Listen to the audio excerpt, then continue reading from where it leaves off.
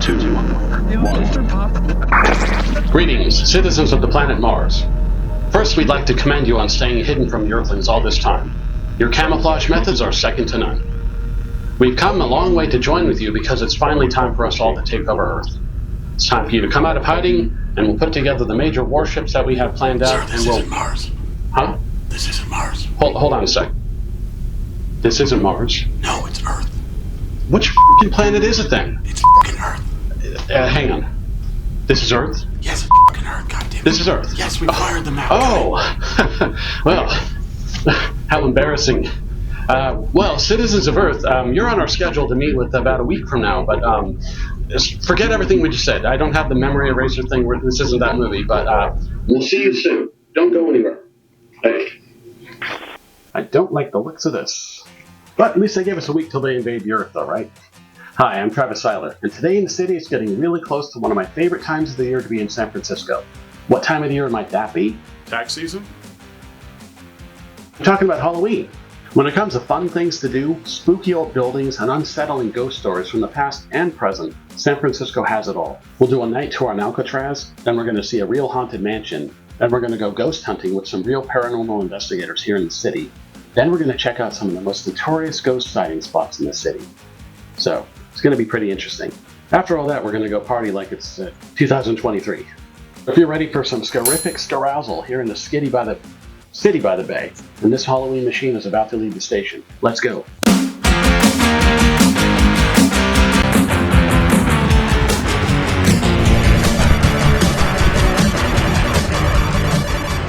Hold on to your dookie, it's about to get spooky.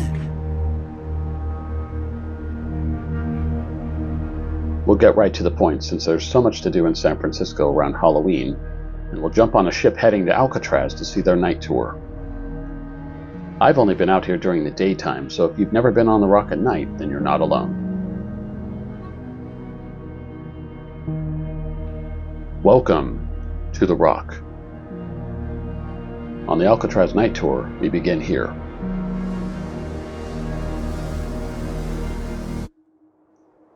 The fog is rolling in, and there's a slight drizzle in the air out here in the middle of San Francisco Bay.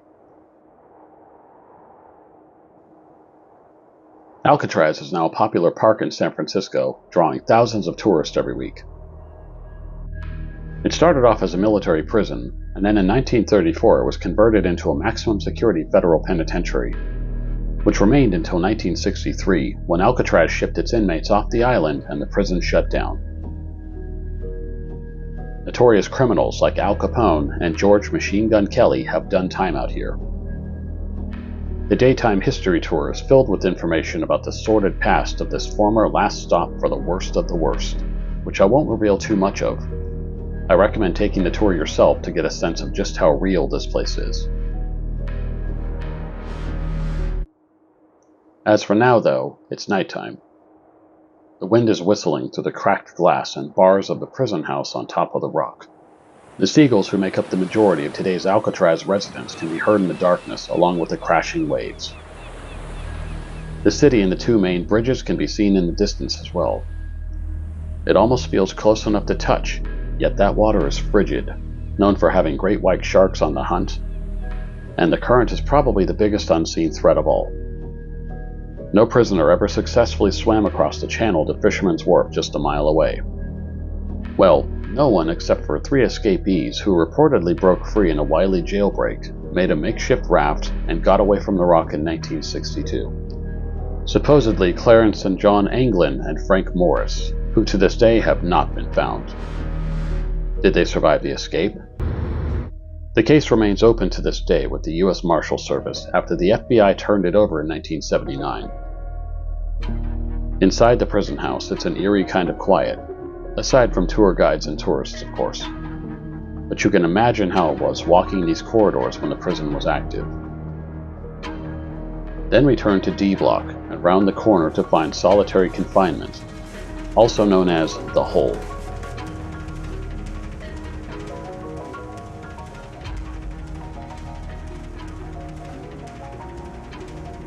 If these walls could speak, who only knows what we'd hear.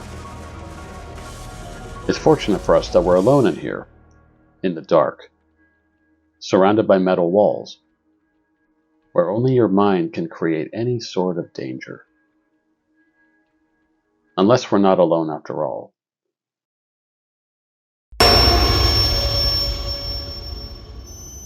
No, of course we're alone.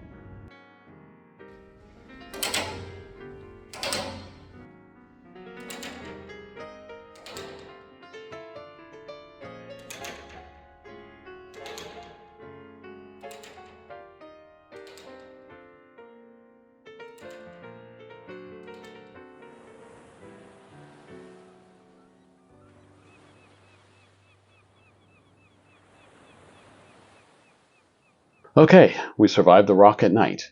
That means we must be invincible or have the cheat code enabled or something, right? So let's let it ride. Our luck, that is. And go check out the Haas-Lilienthal Mansion here at 2007 Franklin Street. Built in 1886, this Queen Anne-style house is a relic of the bygone Victorian era, having seen and survived both the 1906 earthquake and fire and the 1989 Loma Prieta earthquake. The same family had this mansion until 1973, when it was entrusted to the organization that is now known as SF Heritage. Today, this well-kept home is on the National Register of Historic Places and number 69 on the list of San Francisco landmarks. And in 2012, the National Trust for Historic Preservation designated this as a national treasure. It's truly a remarkable building with a long history in this city, and it's worth a visit if you're in town.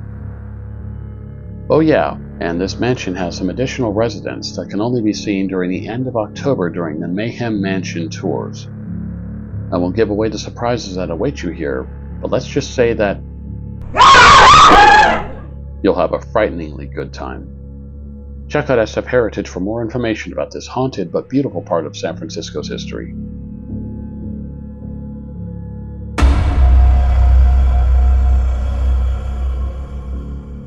We survived another harrowing encounter. How about we break up the tension with Scary movie filming locations of San Francisco. In 1978, Philip Kaufman directed this terrifying science fiction horror movie in San Francisco, with locations including Civic Center, Alamo Square, Telegraph Hill, and Chinatown, amongst many others. Causing insomnia for several generations who watched the movie now, this was also a remake of a previous version of the first film adaptation directed by Don Siegel in 1956. What was the name of this movie? Stick around until later and we'll find out, as well as see some of the then and now filming location comparisons. Bonus points if you know the name of the original novel upon which these movies and their later remakes was based. You're next, please! Please! You're next, we're in danger! Please! Scary movie filming locations of San Francisco.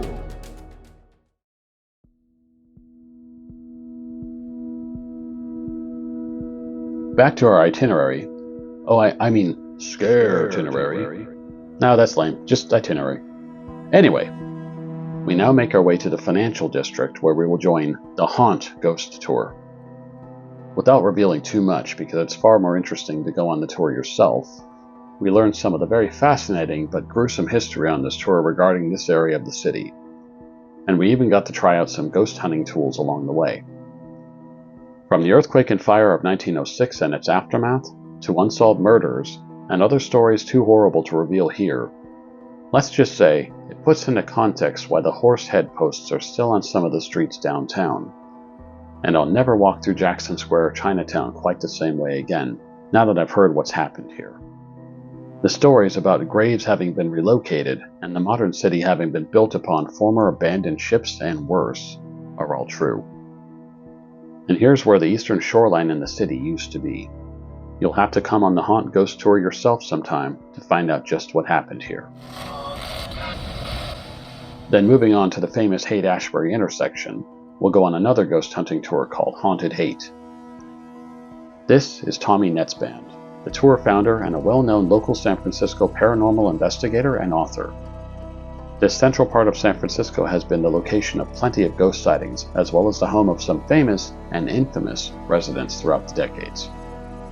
This is another tour far too good to spoil here, but we found out where Charles Manson once lived, we saw the former home of cult leader Jim Jones, and we paid a visit to the building where the late rock star Janis Joplin once lived.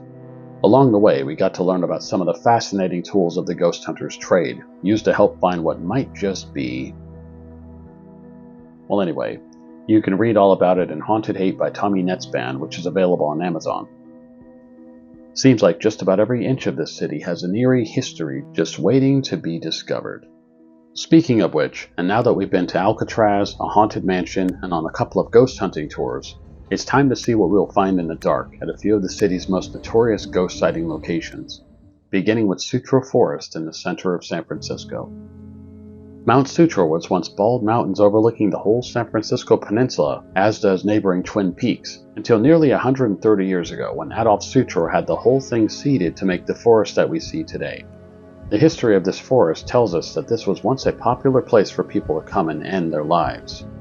Not dissimilar to the Okigahara forest in Japan.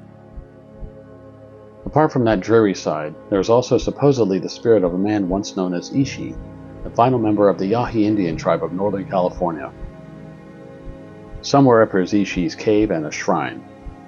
Ishi spent a lot of time up here in Sutro Forest, and throughout the decades there have been some stories of hikers here having ghostly encounters. I didn't see anything quite like that this time, but I did enjoy the eucalyptus smell after the passing rain showers, and I've added Sutro Forest to my list of pleasant places to hike and explore in San Francisco. Our next stop is Stow Lake. There's a long-standing urban legend, over 100 years old at least, about the glowing apparition of a woman in white, wandering Stow Lake and sometimes other parts of Golden Gate Park at nighttime, searching for her lost child who may have drowned in the lake around 1908. Stow Lake was built in 1893, so if this tragic event did take place, then it had to have been since then. Unless this is a different ghost that has been here since before the lake was created. There are some alternative stories out there which suggest this. We're here in the dead of the night, with nothing but the full moonlight on the water and the rare silence in the city to keep us company. If she is here, then she doesn't show up in infrared. Maybe they don't show up on infrared at all. Anyway, the Haunted Haight book has a great chapter on this, and plenty of other stories, so I'd recommend picking up a copy to find out more. Next, we'll make our way west to the Windmills. Some locals who have lived here for a while have told me that they're haunted. Are they really? After all, they're just a couple of old windmills. They've been here since the early 20th century, and seem pretty harmless to me. Then since we're so close, let's also explore the Sutro Baths, just up the coast from the Windmills. We came here in episode 2 during the daytime and learned some of the history of the baths. And now here's a story that we didn't cover. Supposedly, if you enter the tunnel down in the ruins of the baths at nighttime and light a candle, the spirit of a woman appears from thin air and will seize your candle and then throw it into the ocean. Should we give it a try? Nah. We have an early day tomorrow, don't we? What's wrong, McFly? Chicken? Better get moving along. Besides, it's easy enough to trip and fall down there when it's light outside, right? We don't want to become the latest ghost haunting this area now, do we? San Francisco is a city with little physical space to spare. Only 49 square miles after all. And that might be why all but 2 of the original cemeteries here, 4 if you count the Richmond Columbarium and the tomb of Thomas Starr King, were relocated down to Colma after the 1930s. Colma, formerly known as Lawndale, is a city of souls just to the south of San Francisco in which there are far more dead than living residents due to the amount of cemeteries it has. The town's motto is, "It's great to be alive in Colma." The only 2 actual cemeteries left in the city of San Francisco are the National Cemetery in the Presidio, a military cemetery that's been here since 1884, and then Mission San Francisco de Asís, also known as Mission Dolores, which was constructed starting in 1782 and is the oldest surviving structure in the city. Out of respect for the departed, we'll let them rest in peace and move on. But come and visit these places if you possess a morbid curiosity about such things. Each location is steeped in history.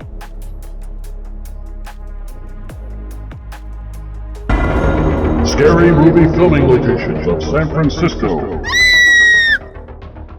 The name of the 1978 science fiction horror movie made here in San Francisco by director Philip Kaufman was none other than Invasion of the Body Snatchers, starring Donald Sutherland, Veronica Cartwright, Jeff Goldblum, and the late Leonard Nimoy, and plenty of others. Here are a few of the filming locations then and now, and I'll link to more information in the description below.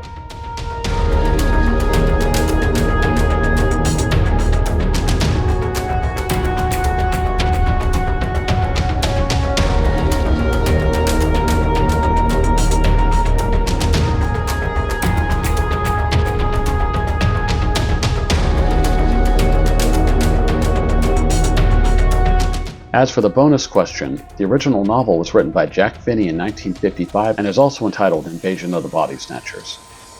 For myself, nothing beats the 1978 San Francisco version. I even made my own mock movie trailer in 2020 based on it, which is linked below if you want to check it out. Wait a minute, how do you know my name? This has been Scary Movie Filming Locations of San Francisco.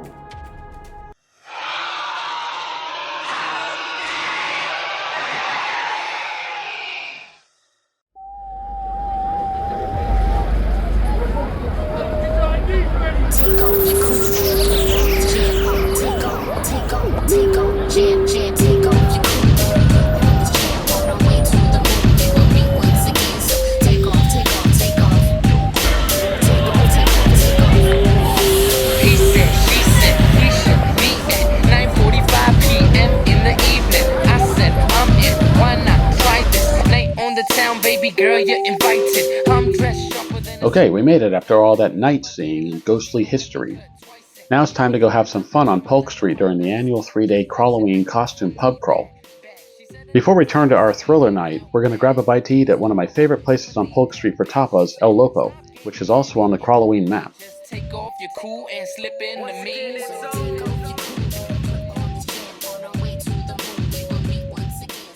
Okay then, we're fueled up and we're ready for action.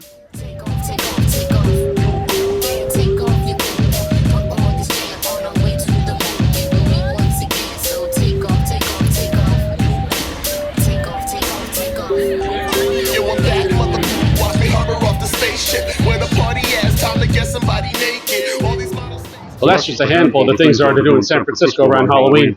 It's obviously way too many to put into just one show. I hope you've got a hauntingly good time. I'm Travis Zeiler. This has been Today in the City. Happy Halloween, and we'll see you next time.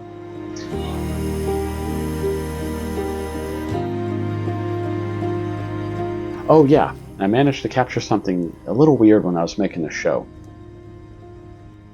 If you're up to it, take a look at this clip.